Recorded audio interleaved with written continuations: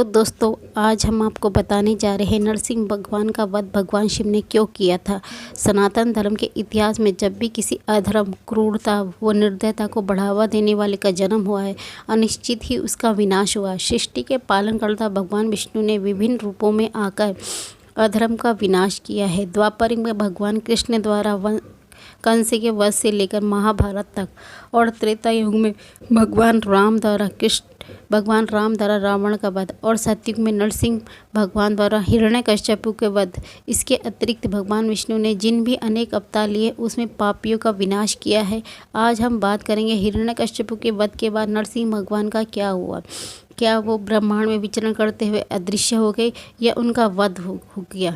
आज हम बात करते हैं नरसिंह अवतार का क्या हुआ। सतयुग में एक अत्यंत निर्दय असुर हिरण्यकश्यपु रहता था, जो दैत्यों का राजा था। उसने कठिन तपस्या से ब्रह्मा जी से वरदान प्राप्त किया था, न तो उसे मनुष्य मार सके, न ही पशु मार सके। न वो दिन में मरे, न वो रात में मरे, न वो घर के अंदर मरे, न वो घर के बाहर मरे, और उसका वध कोई न कर सके। ऐसा वरदान प्राप्त कर चुका था, और उसे घमंड हो गया था कि वो संसार में सबसे अधिक शक्तिशाली है और उसका कोई वध नहीं कर सकता। इस प्रकार उसने स्वयं को भगवान समझने लगा, और वो चाहता था उसकी प्रजा भगवान विष्णु की नहीं बल्कि उसकी पूजा करे। मगर उसका स्वयं का पुत्र प्रहलाद भगवान विष्णु का परम भक्त था। प्रहलाद के घमंडी व क्रूर पिता ने उसका बार बार वध करने का प्रयत्न किया, मगर उसकी ये कोशिश हमेशा असफल रही। तब उसने शीघ्र अपनी बहन होलिका को बुलाया, जिससे अग्नि से न जलने का वरदान प्राप्त था। तब उसने अपनी बहन से कहा, प्रहलाद को अपनी गोद में लेकर तुम अग्नि में बैठ जाओ। परंतु भगवान विष्णु ने प्रहलाद की रक्षा की और उसके प्राण बचाए, और वरदान के विपरीत होलिका ही अग्नि से जल गई। तब हिरण्यकश्यपु ने प्रहलाद को प्रताड़ित करने लगा। तब एक खंभे से प्रकट होकर नरसिंह भगवान ने संध्या के समय उसके घर पर, उसकी चौखट पर हिरण्यकश्यपु को अपनी गोद पर लेटाकर और उसकी छाती को अपने नाखूनों से चीर डाला। इस प्रकार उन्होंने ब्रह्मा जी का वरदान भी बना रहा, और इस प्रकार अधर्मी पाप का विनाश भी हो गया। परंतु इस वृतांत के पश्चात भगवान नरसिंह का क्रोध शांत नहीं हुआ और संपूर्ण ब्रह्मांड भयभीत होने लगा। ऐसी स्थिति में उन्होंने देवों के देव महादेव के पास जाकर उनसे प्रार्थना की कि वो भगवान नरसिंह का क्रोध शांत करे।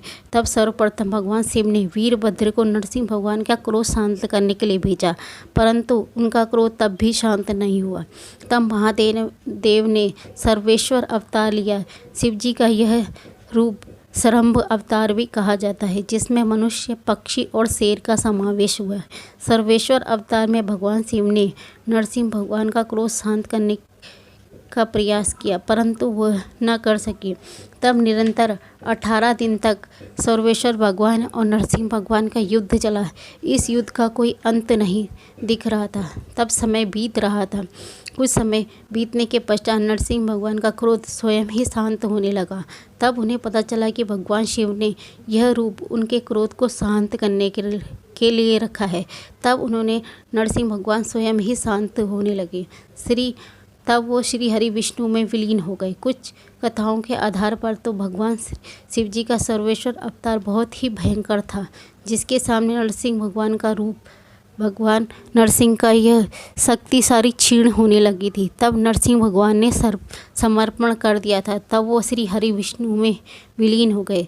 इस प्रकार दोस्तों, भगवान नरसिंह का क्रोध शांत हुआ। आई होप आपको ये वीडियो पसंद आया हो। अगर पसंद आए तो मेरे चैनल को लाइक एंड सब्सक्राइब करना ना भूलें।